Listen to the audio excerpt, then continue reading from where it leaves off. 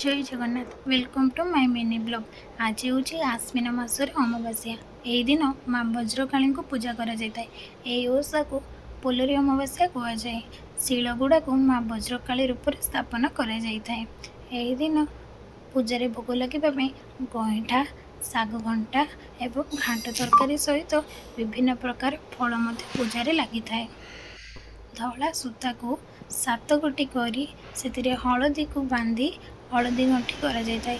यह काकुड़ी रे गुड़ाई माँ पाखे स्थापन करा जाय थाए। 7टी हलदी गंठी करा जाय। इसको हलदी गंठी माँ वज्रकाली पाखे पूजा लगे। झोटी पकाई पीढ़ारे माँ को स्थापन करा जाय थाए। वज्रमूल डाल रखी सेठी हलदी लगाई चंदन सिंदूर दे माँ को फूल धूप दीप लगाई पूजा करा जाय थाए।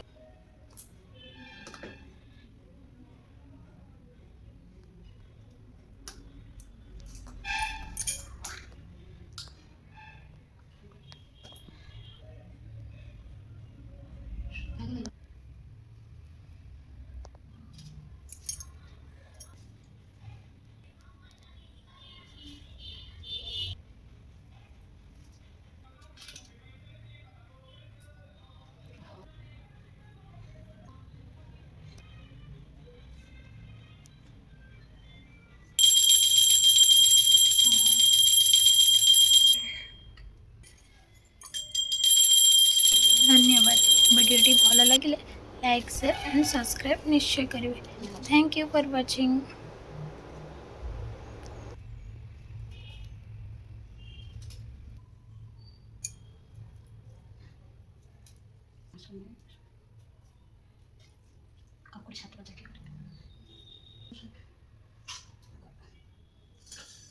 पोलरी ओषा गोटे राज्य में जड़े साधक घर थे।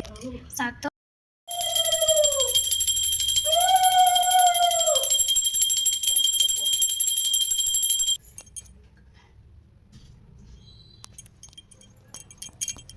आरती करिए मम्मी।